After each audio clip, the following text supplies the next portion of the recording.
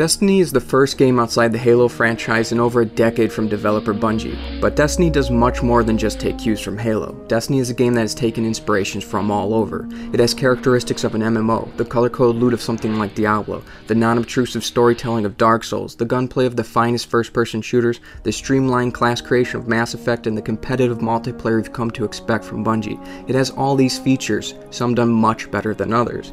Theoretically, incorporating all these features should cause Destiny to appeal to an extremely wide audience, and it did. It has great appeal. In practice, though, Bungie has attempted to create something with such a wide berth of mechanics and genre tropes that it's nearly impossible to appease an audience to match the size of its appeal. And with so many different gameplay aspects, Destiny struggles to match the quality of the games that focus specifically on one of the many different genre tropes it has adopted. In other words, Destiny's trying to be a game for everyone, but it simply isn't. From the very beginning, Destiny has a grand scale, a story of scope cast across present day and spanning into the distant future. The narrative is such that modern man has found some type of entity on Mars known as the Traveler. This Traveler brings about a golden age of biological and technological advancements. Human lifespan triples, our solar system becomes colonized, and humans take to the stars. But the golden age was a long time ago. Since then, an ancient being known as the Darkness has pursued the Traveler, causing an event known as the Collapse, wherein many alien races have sought to conquer humanity's planets and driven us nearly into extinction with one great remaining city. Welcome to the last safe city on Earth, the only place the Traveler can still protect. And this is where you come into the timeline. After creating your character, Guardians as they're called, you're resurrected in humanity's distant future by a ghost, a small robotic minion of the Traveler. Shortly after being resurrected, you're thrust into combat with invading alien races set on post-apocalyptic Earth, while trying to discover why you've been brought back and how to combat the darkness. In pursuit to fight the darkness, you'll span the solar system, visiting the Moon, Venus, and Mars in addition to Earth. The first thing unmistakable about Destiny's locations is the craft and care put into all the environments. Destiny creates brilliantly detailed worlds. It can be awe-inspiring the first time you look at Earth from the moon or gaze at the countless magnificent vistas across the alien worlds. The different worlds are simply stunning and create a sense of the grand solar system humanity had created long ago, now left to ruin. To explore these wonderful locations, you'll take part in a handful of missions set on each planet. These missions are usually a brief ordeal taking less than 20 minutes to complete, but you can also choose to enter any of these planets in a mode called Patrol. Patrol is less focused than story missions and more of a free-roaming situation where you're able to explore the entirety of these planets' maps to farm materials, pick up extremely mundane side quests for reputation, and occasionally run across one of a dozen or so public events spread across the 4 planets. And of course, with campaign missions and patrolling the different worlds comes aliens, and with aliens comes combat.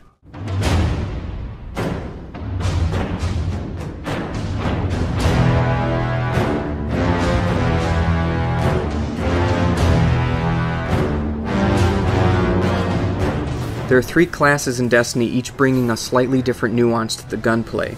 There's the soldier-like Titan with a protective bubble or ground pound, the nimble hunter with a golden gun or whirling blades, or the technological warlock hurling fireballs or black holes. Each class can also maneuver the terrain with various gliding or teleporting abilities, which creates many ways to approach battle situations by entering and exiting combat. Overall, there's a fantastic sense of flow to the action, and the battle situations created by Destiny's mechanics feel tight and satisfying. The gunplay is responsive, melee punches impact with great satisfaction, the cover and level design is fantastic, and the enemy AI is formidable. Really, this is exactly what I expect from Bungie: first-class combat and gunplay, and top-notch level design. They're easily the backbone of Destiny.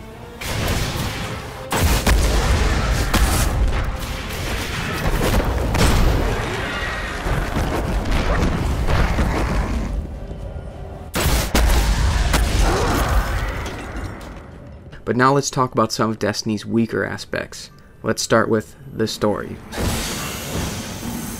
The narrative of Destiny is delivered through cutscenes before and after missions.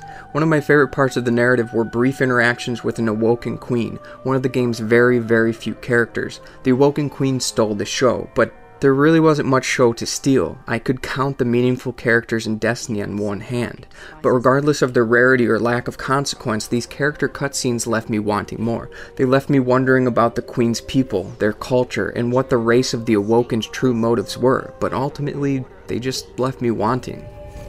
We are from Earth. We're here to seek the counsel of the Awoken.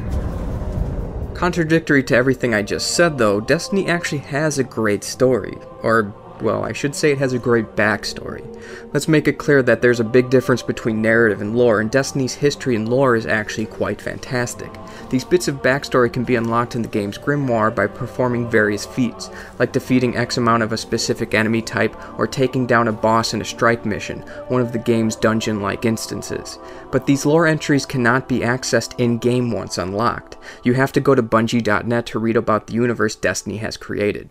With such a paper-thin, non-intrusive main narrative, the lore is more important than ever to give the story legs to stand on, and Bungie has in part handicapped the narrative by having a middleman to access its own exposition. For the life of me, I cannot understand the design decision behind this method of lore delivery. To me, this is possibly the worst design choice of Destiny in its entirety. But that's not the only bad aspect of Destiny's design.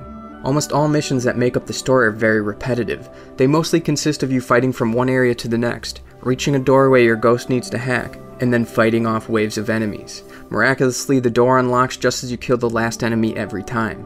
That being said though, there are a few occasions with unique events while fighting off waves of enemies. In one mission you might grab an ancient alien sword and leap around the room slicing enemies like a sci-fi samurai, or jump into one of the few vehicles to take down a mid-boss that's a tank. It's a shame there aren't more unique missions or varied gameplay mechanics like these to match the marvel and sophistication of the level design and competence of the gunplay. With all these problems and conflicting mechanics, what you end up having is a game that finds a strange place somewhere between the nearly impossible task of feeling extremely polished, but somehow unfinished.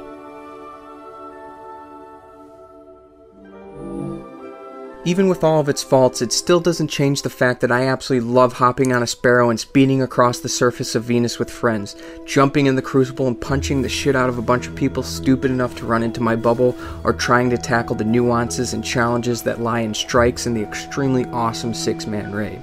But it still also doesn't change the fact that it's easy for me to understand why so many people will be disappointed by Destiny.